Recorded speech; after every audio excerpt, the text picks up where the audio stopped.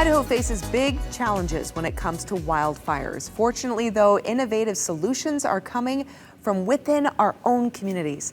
It's a statewide project called Where We Live, and it's bringing together local wisdom and cutting-edge research to help Idaho stay strong, safe, and resilient. Joining us today is Sean Moon from the University of Idaho to explain further. Sean, it's so good to have you. Good to be here, Melissa. Okay, wildfire, something that Idahoans know a lot about. We're very familiar with them. Far too familiar. I agree. Tell us a little more, though, about what the University of Idaho is doing with this project called Where We Live. What is that? Where We Live is about going out and working with our communities to understand what they see changing, what they can do about it, and how to help them thrive. It's about engaging with everyday Idahoans, your grocers, your farmers, your timber workers, to understand their perspectives, their views, what they see, and what they're doing in the face of a huge challenge, wildfire. Mm-hmm. Yeah, we see, it seems like almost year after year, Idaho communities in particular, every summer, every fire season, threatened by wildfires, right? So we're seeing these communities get impacted. This seems to be a very needed program, right?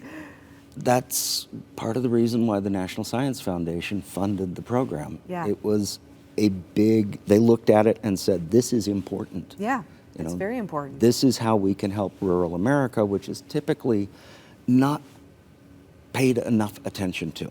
Rural communities are literally the backbone. They're the heart and soul of the country. 84% of America is rural. 14% of the population lives in the rural area, but they produce our energy, our food, our water. If you don't have farmers, you don't have food. If you don't have timber, you don't have houses, let alone the energy, the water, etc. When you look at water and wildfire, people think, oh, fire and water.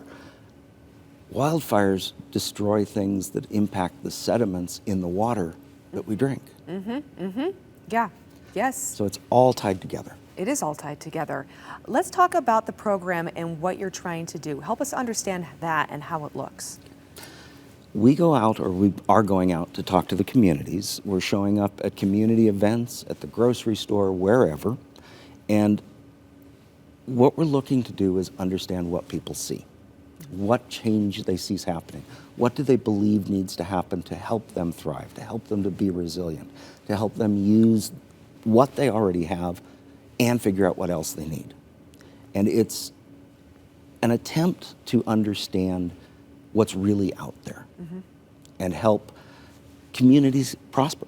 One of our communities lost a major business in last summer's wildfires. And it's devastated. One of our communities has historically burned to the ground 3 times. Yes. I mean, that's a frightening prospect. So how can we do better?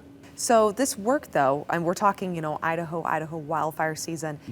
Is this a focus, though, only on Idaho, or is there a broader reach with this?